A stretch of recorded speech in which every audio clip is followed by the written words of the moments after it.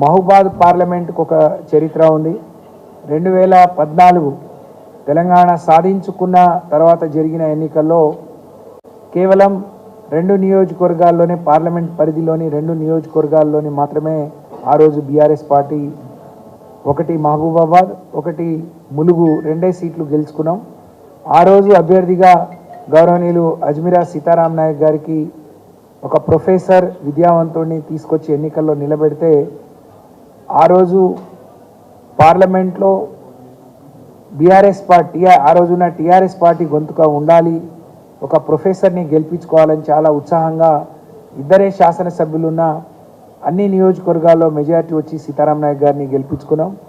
బ్రహ్మాండంగా మహబూబాద్ పార్లమెంట్ సమస్యల మీద ఆ రోజు బీజేపీ మరి మా తీరని చేసిన అన్యాయాన్ని ఎదుర్కోవటానికి ఒక ప్రొఫెసర్గా అనేక ప్రశ్నలు సంధించి అనేక విషయాలను వారు ప్రస్తావించడం జరిగింది. ఆ తర్వాత 2018 జరిగిన ఎన్నికల్లో కూడా తిరిగి 3 సీట్లు మాత్రమే మేము గెలుచుకోగలిగినాం. ఒకటి నర్సంపేట, ఒకటి మహబూబాద్, ఒకటి డోర్నకల్. తిరిగి కేసీఆర్ గారు ఆశీర్వదించి మాళవత్ కవిత గారికి అవకాశం ఇస్తే మొదటిసారి 75 ఏళ్ల భారతదేశ స్వాతంత్ర్యం వచ్చిన తర్వాత ఒక గిరిజన మహిళ మరి ఏ రాజకీయ పార్టీ గుర్తించి ఇవ్వలేదు. అలాంటి ఒక మహిళకు అవకాశం ఇస్తే 3 అసెంబ్లీ నియోజకవర్గాల్లోనే మేము గెలిచి ఉన్న సుమారు 1,50,000 మెజార్టీతోని ఆ రోజు మహబూబాద్ పార్లమెంట్లోని ప్రజలు బీఆర్ఎస్ పార్టీ అభ్యర్థిని గెలిపించడం జరిగింది. తిరిగి ఈ ఎన్నికల్లో మాకు ఒకటే భద్రాచలం సీటు వెంకట్రావు గారిని గెలిపించుకున్నాం. కానీ కార్యకర్తలు మా సమీక్షలో కూడా చిన్న చిన్న సమన్వయ లోపంతో కానీ లేకపోతే పార్టీ నిర్మాణంలో మేము చూపించిన అలసత్వం కానీ అవన్నీ ఈ ఓటమికి కారణాలుగా మేము అనుకుంటున్నాం.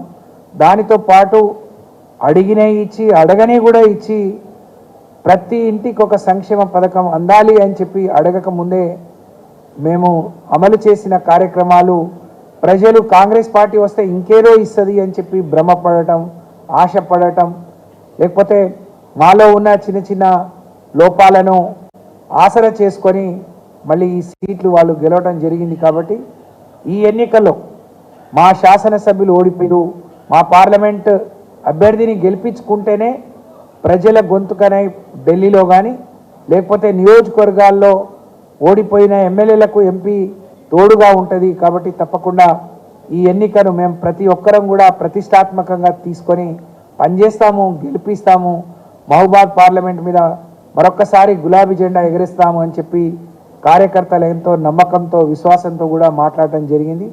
వాళ్ళ ఉత్సాహాన్ని నమ్మకాన్ని చూస్తే మాకు కూడా చాలా ధైర్యం సంతోషం వేసిందని ఈ సందర్భంగా తెలియజేస్తూ ఈ రోజు నుంచి మరొక 8 నియోజకవర్గాల రివ్యూ, రేపు ఒక నియోజకవర్గం భువనగిరి ఉంది, ఆ తర్వాత పండుగ తర్వాత మిగతా నియోజకవర్గాల సమీక్షా సమావేశాలు నిర్వహించుకోబోతున్నాం.